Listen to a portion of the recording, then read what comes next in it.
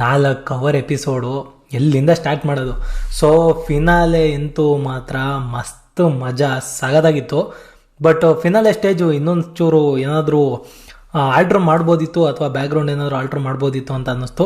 ಅಲ್ಲಿ ಪಾರ್ಟಿಸಿಪೆಂಟ್ ಕೂತಿರೋ ಜಾಗದಲ್ಲಿ ತುಂಬಾ ಚೆನ್ನಾಗಿ ಡಿಸೈನ್ ಮಾಡಿದರು ಫಿನಾಲೆ ಅಂತ ನೀಟಾಗಿ ಗೊತ್ತಾಗ್ತಿತ್ತು. ಬಟ್ ಸುದೀಪ್ ಸರ್ ಅವರು ಫುಲ್ಲು ಸಗತ್ತಾಗಿ ರೆಡಿಯಾಗಿದ್ದರು. ಅವ್ರನ್ನ ಬಿಟ್ಟರೆ ಬ್ಯಾಕ್ಗ್ರೌಂಡ್ ಸ್ಟೇಜ್ ನೋಡಿದ್ರೆ ಯಾವುದೋ ನಾರ್ಮಲ್ ಡೇ ಏನೋ ಅನ್ನೋ ಥರ ಒಂದು ಫೀಲ್ ಕೊಡ್ತಾಯಿತ್ತು. ಅಲ್ಲಿನೂ ಬ್ಯಾಕ್ ಡ್ರಾಪ್ ಏನಾದರೂ ಡಿಸೈನ್ ಮಾಡ್ಬೋದಿತ್ತು ಅಂತ ಅನ್ನಿಸ್ತು. ಅದು ಬಿಟ್ಟರೆ ಪರ್ಫಾರ್ಮೆನ್ಸ್ಗಳು ಮಾತ್ರ ಒಬ್ಬೊಬ್ರದ್ದು ಬೆಂಕಿ. ನನಗಂತೂ ತುಕಾಲಿ ಅವರು ಮತ್ತು ವರ್ತೂರ್ ಅವ್ರದ್ದು ಪರ್ಫಾರ್ಮೆನ್ಸ್, ಮಂಜಣ್ಣ ಮತ್ತು ಯಾರೋ ಅವ್ರ ಜೊತೆ ಇನ್ನೊಬ್ಬರು ಆ್ಯಕ್ಟ್ ಮಾಡಿದ್ದು, ಅದು ಮಾತ್ರ ಅಲ್ಟಿ ಇತ್ತು. ಪರ್ಫಾರ್ಮೆನ್ಸ್ ಮಾತ್ರ ಸಿಕ್ಕಾಪಟ್ಟೆ ಬಿದ್ದು ನಗಾಡ್ದೆ. ಹಾಗೆ ಸ್ಟಾರ್ಟಿಂಗು ಬರೋದಾದರೆ ಸುದೀಪ್ ಸರ್ ಎಲ್ಲರನ್ನೂ ಮಾತಾಡ್ಸ್ಕೊಂಡು ಬರ್ತಾರೆ. ನಾನು ರಕ್ಷಕ್ ಅವ್ರನ್ನ ಕರೆಸೋರ ಗುರು ಅಂತ ಹೇಳ್ಬಿಟ್ಟು ಫುಲ್ ಶಾಕಿಂಗ್ ಆಗಿ ನೋಡ್ತಾ ಇದ್ದೀನಿ. ಆಮೇಲೆ ಏನು ಮಾತಾಡಿಸ್ತಾರೆ ರಕ್ಷಕರನ್ನ ಸುದೀಪ್ ಸರ್? ಓದ್ಬೇಕಲ್ಲ, ಆಚೆ ವೀಕ್ ತಾನೆ ನೀಟಾಗಿ ಕ್ಲಾಸ್ ತೊಗೊಂಡಿದ್ರು, ನೀಟಾಗಿ ಒಂದು ರೌಂಡು ಅಣ್ಣಂಗೆ ರುಬ್ಬಿದ್ರು. ಸೊ ಏನು ಹೇಳ್ತಾರೆ ಅಣ್ಣಂಗೆ ಅಂತ ಹೇಳ್ಬಿಟ್ಟು ನಾನು ಅಂದ್ಕೊಂಡೆ. ರಕ್ಷಕ್ ಅವರೇ ಏನು ಹೇಳೋಕ್ಕೆ ಇಷ್ಟಪಡ್ತೀರಾ? ಅಣ್ಣ ಏನಿಲ್ಲ ಅಣ್ಣ ಅಂತೆ. ಸೊ ಎಲ್ರಿ ಅಲ್ಲಿ ಇಂಟರ್ವ್ಯೂ ಕೊಡುವಾಗ ನೋಡಿದ್ರೆ ಆ ಥರ ವಾಯ್ಸ್ ಇರೋದೆ, ಇಲ್ಲಿ ನೋಡಿದ್ರೆ ವಾಯ್ಸೇ ಬರುತ್ತಲ್ಲ ಅಂತ ಅಂದರೆ, ಅಣ್ಣ ಮುಂದೆ ಎದುರುಗಡೆ ಇದ್ದಾಗ ರೆಸ್ಪೆಕ್ಟ್ ಜಾಸ್ತಿ ಅಂತೆ. ಸೊ ಸಖತ್ತಾಗಿ ರೋಸ್ಟ್ ಮಾಡಿದ್ರು ಆ್ಯಕ್ಚುಲಿ ರಕ್ಷಕ್ ಅವ್ರನ್ನ ಸ್ಟಾರ್ಟಿಂಗಲ್ಲಿ. ಹಾಗೆ ಸೊ ಮಾತಾಡ್ತಾ ಆಮೇಲೆ ಎಲ್ಲ ಕಂಟೆಸ್ಟೆಂಟ್ಸ್ಗಳಿಗೂ ಹಾಗೆ ರಕ್ಷಕ್ ಅವ್ರಿಗೆ ನಿಲ್ಲಿಸಿ, ಸೊ ನೀವು ಇವಾಗೇನು ಹುಮ್ಮಸ್ಸಲ್ಲಿ ಮಾತಾಡ್ತಾ ಇದ್ದೀರಾ, ಇಂಟರ್ವ್ಯೂಗಳು ಕೊಡ್ತಾ ಇದ್ದೀರಾ, ನೀವು ನಿಮ್ಮ ಜೊತೆಗಿರೋ ಫ್ರೆಂಡ್ಸ್ಗಳನ್ನ ಕಳ್ಕೊತೀರಾ ಆಯಿತಾ. ನೀವು ಬೆಳಿಬೇಕಾಗಿರೋದು ಅವ್ರಗಳ ಜೊತೆ, ಆದರೆ ಬೆಳೆಯೋ ರೀತಿ ಇದಲ್ಲ. ಸೊ ಎಲ್ಲರನ್ನೂ ಕಳ್ಕೊಂಡಲ್ಲ, ಎಲ್ಲರ ಜೊತೆ ಬೆಳಿಬೇಕು ಅಂತ ಹೇಳ್ಬಿಟ್ಟು ಸುದೀಪ್ ಸರ್ ಒಂದಷ್ಟು ಮಾತಾಡಿದ್ರು. ಹಾಗೆ ನಿಮ್ಮ ತಂದೆ ಬುಲೆಟ್ ಪ್ರಕಾಶ್ ಅವರು, ನಾವು ಮರ್ತಿಲ್ಲ, ಅವ್ರು ಯಾವಾಗಲೂ ನಮ್ಮ ಜೊತೆ ಇದ್ದಾರೆ, ಅವ್ರ ಮಗ ಅಂದಮೇಲೆ ಸೊ ನೀವು ನಮ್ಮ ಮನಸ್ಸಲ್ಲಿರಲ್ವಾ ಅಂತ ಹೇಳ್ಬಿಟ್ಟು ಒಂದಷ್ಟು ಬುದ್ಧಿ ಮಾತನ್ನು ಹೇಳಿದ್ರು. ಸೊ ಮಚ್ ನೀಡೆಡ್ ಬುದ್ಧಿ ಮಾತು ರಕ್ಷಕ್ ಅವ್ರಿಗೆ ಅಂತ ಅನ್ನಿಸ್ತು. ಸೊ ಎಲ್ಲರೂ ಅಂದ್ಕೊತಿದ್ದಾರೆ ಏನು ಗುರು ರಕ್ಷಕ್ ಆ ಹುಡುಗ ಕರೆಸ್ಬಿಟ್ಟು ಏನು ರೋಸ್ಟ್ ಮಾಡಿಬಿಟ್ರ ಅಂತ. ಬಟ್ ಅವರಿಗೆ ನೀಟಾಗಿ ತಿಳುವಳಿಕೆ ಹೇಳಿದ್ದು, ಅದು ಮಗು ಅಲ್ಲ ಅದು ಆಯಿತಾ, ಅದು ಏನು ಹಾಲು ಕುಡಿಯೋ ಮಗನ, ಅದು ಹಾಲು ಕುಡಿಯೋ ಮಗ ಮಾತಾಡೋರೆ.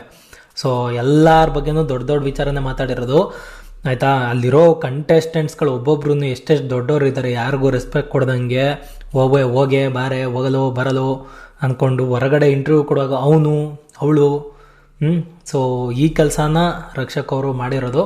ಹಾಗಾಗಿ ಒಂದಷ್ಟು ಅವ್ರಿಗೇನು ಕ್ಲಾಸ್ ಆಗಬೇಕಾಯ್ತು ಅದಾಯಿತು. ಸೊ ಮಜಾ ಇತ್ತು. ಹಾಗೆ ತುಕಾಲಿ ಸಂತೋಷ್ ಅವರು ಎಲಿಮಿನೇಟ್ ಆಗಿ ಹೊರಗಡೆ ಬಂದಿದ್ದಾರೆ. ಹಾಗೆ ಈ ಸೀಸನ್ ಎಲಿಮಿನೇಷನ್ ಒಂಥರ ಡಿಫರೆಂಟಾಗಿ ಮಾಡ್ತಾ ಇದ್ದಾರೆ. ಹೆಂಗೆ ಅಂದರೆ ವೋಟಿಂಗ್ ಲಿಸ್ಟು 1 by 1 ಓಡ್ತಾ ಇರುತ್ತೆ.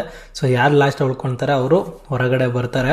ಸೊ ತುಕಾಲಿ ಅವರು ಎಲಿಮಿನೇಟ್ ಆದಾಗ ವರ್ತೂರವರು ಅಲ್ಲಿ ಡೋರ್ ಹತ್ರ ಹೋಗಿ, ಅಣ್ಣ ಅದು ಡೋರ್ ಕ್ಲೋಸ್, ಅಣ್ಣ ಹೆಂಗಿರಲಿ ನಾನು ಅಂತ ಹೇಳ್ಬಿಟ್ಟು ಹೋಗೊಂದು ಕ್ಷಣ ಆ ಕಡೆ ಕೂತ್ಕೊಂಡ್ಬಿಟ್ಟು ಹಿಂಗೆ ಕಣ್ಮುಚ್ಕೊಂಡ್ರು. ನನಗೇನೆ ಒಂಥರ ಪಾಪ ಅನ್ನಿಸ್ಬಿಡ್ತು.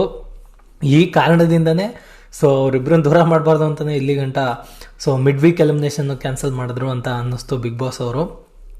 ಸೊ ಓಕೆ ಆಯಿತಾ, ಎಂಡ್ ಆಫ್ ದ ಡೇ ತುಂಬ ಖುಷಿಯಾಯಿತು.